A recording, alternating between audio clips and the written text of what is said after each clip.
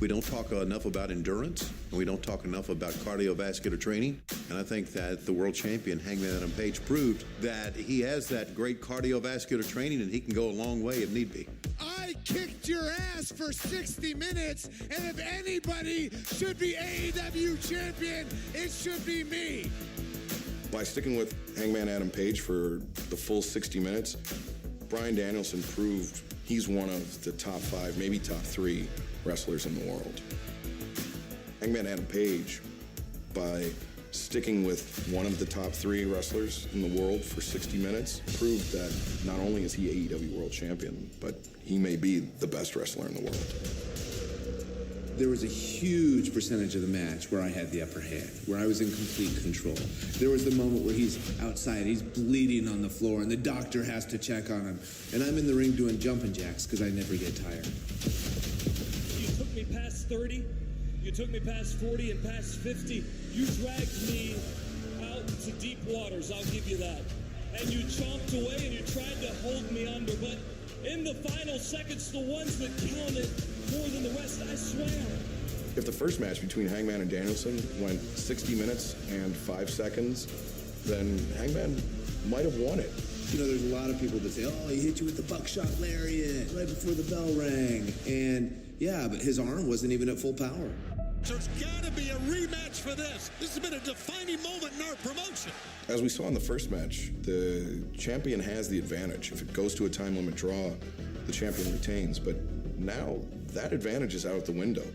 If we keep the time limit and you want judges, sure, that's fine. Let's get some old guys some paydays, huh? With the 3 judges at ringside, if this goes to a time limit draw, it's out of both competitors' hands.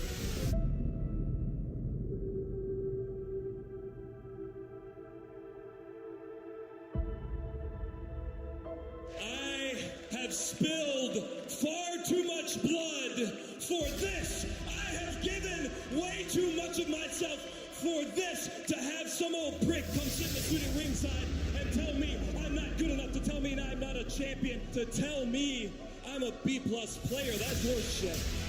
I've called matches before where there have been judges, and I think it's smart to have 3 judges because you're always going to have a tiebreaker. It's either going to be 2-1 or 3-0. You can literally feel the AEW World title get elevated no matter who wins this match, guys. It's intriguing for the fans to think about leading into the match.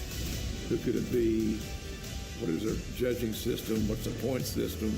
All those things. I think it's a recipe for chaos.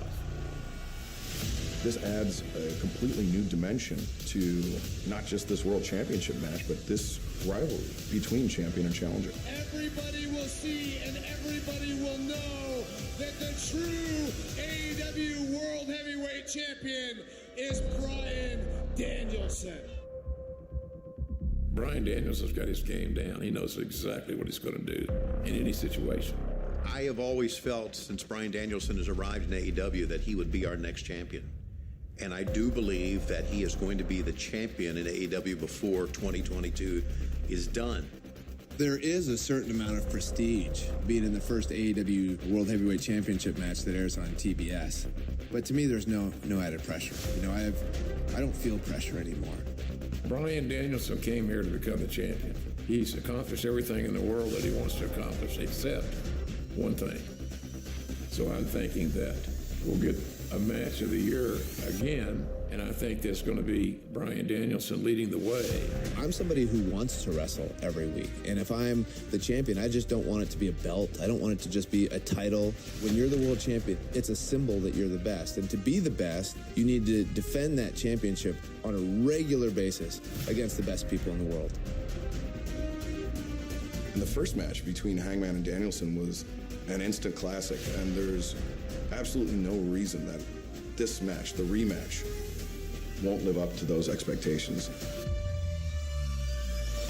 So the only option that I have for January the 5th is an option you don't have when you're breaking a horse. I'm going to have to beat his ass as fast as possible. So if the question is, can Hangman Adam Page beat Bryan Danielson in less than 1 hour? I'm going to go out there and I'm going to do what I do best, which is break people down. The answer will be yes. The rematch that the world is waiting for. Hangman and Danielson, Part 2.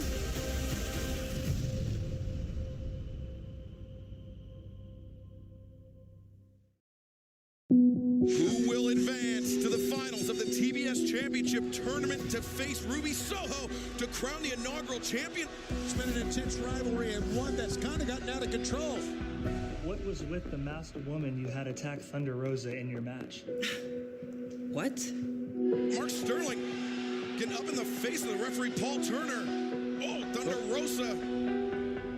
Made a Oh my! Thunder! What the hell is going on here? Thunder Rosa is out cold. That is a question for my lawyer, Mark Sterling, who currently, obviously, is not present. He is too busy setting up for my ring as your first TBS champ. Jade Cargill will advance to face Ruby Soho on Dynamite. What the hell have we just seen? Next question. Thunder Rosa knows she got robbed. Look at this hooded figure.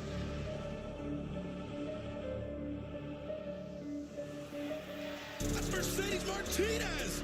She's one of the best women wrestlers in the entire world is this woman. And is she on the payroll of Smart Mark Sterling? What is happening here?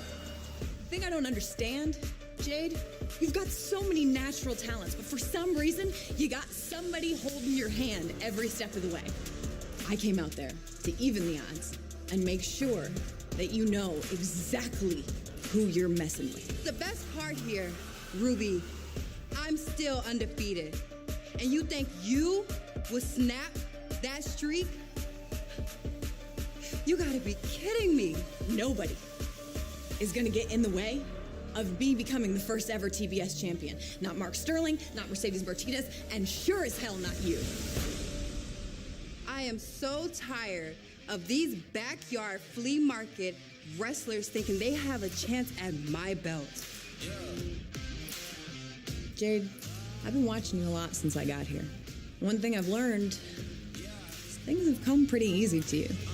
Microphone 1 2 1 2, pack the whole place out, watch what I do. I have everything that you and all those women in that locker room could never be. I mean, just look at me. I scream money. And you're nothing but a reject.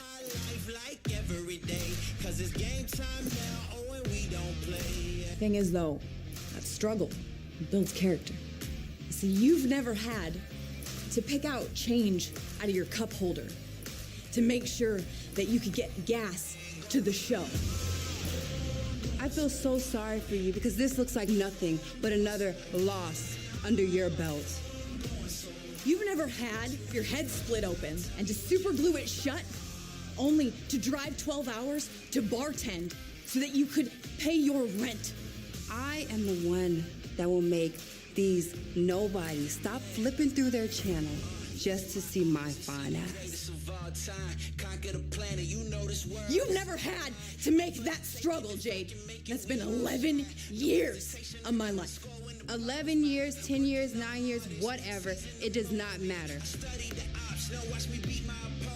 The feeling that I will have when I get that TBS title is nothing less than deserving. At the end of the day, this isn't personal. This is way more important than anything else I've done in my career. Difference between you and I is I don't know what it's like to be a runaway. I have always been here, right at home. And this is my show. Didn't matter if it was you or anybody else. Whoever stands between me and becoming the first ever TBS champion, God save that bitch.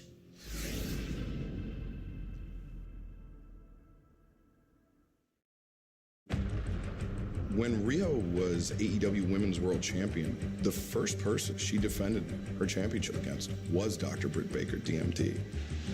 Oh, she's got it locked in. Oh, RIHO 1, 2, 3, wow! RIHO was victorious then, and the next time after that. RIHO has Britt's number, and I think that's got Britt Baker shook to her core. Dr. Britt Baker has never beaten Riho. She hasn't got it done, bottom line. Riho was given the opportunity at Rampage in the Black Friday Deals match, and she pinned the AEW Women's World Champion. Oh, Riho, look at this! She got her! She's got her! Oh, she got the pin! She got the pin! What an upset! And now Riho is guaranteed a shot at the AEW Women's World Championship. Not only did Riho steal a win, she pissed me off.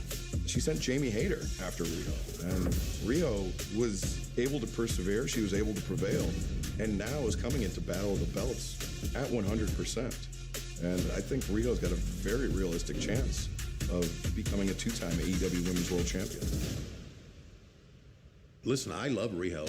From the first time I saw her come out of the very first Dynamite, I just think she's sensational. Wrestling Rio's like wrestling a slinky. She's very bendable, and that creates unique problems. Even though Britt says that she's the best, that she's the most dominant champion, if she's this scared of a challenger, can that really be true? I hate to say this to Britt, but I guess she's going to hear this, that I do think Riho can win the title. She's beaten Britt before, and that confidence, I think that is going to serve her well when it comes to this world title match against Britt Baker at Battle for the Belts.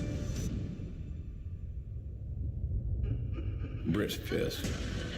I think we'll see the most aggressive Dr. Baker that we've seen in quite some time. If I know Britt Baker very well, she will use this anger to her advantage. Bodies over bodies, I'm the cause of that. This my Coliseum, I'm in charge of that. You can smell the havoc in the air. I'm the leader that they cheer at the cost to be the boss of that. All of you know there's nothing more lethal than a pissed off DMD. This is my division. Britt Baker has really elevated the women's title. There's no doubt that Britt Baker is the face of the women's division. Some would argue she's the face of the brand. All the women in this division strive not only to become champion, but to be the person that beats Britt Baker.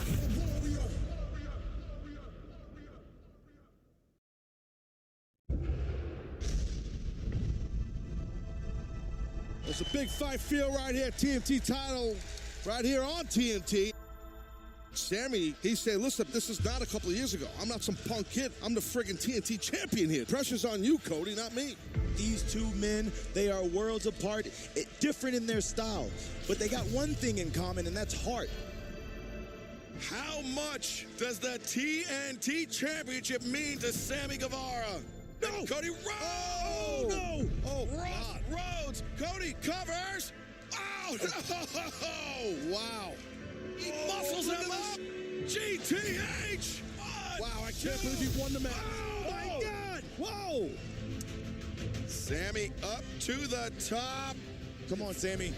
630 onto the knees of Cody Rhodes. That might be the beginning of the end. Second crossroads in succession. Tiger Driver 98. New TNT champion, the American Nightmare, Cody Rhodes.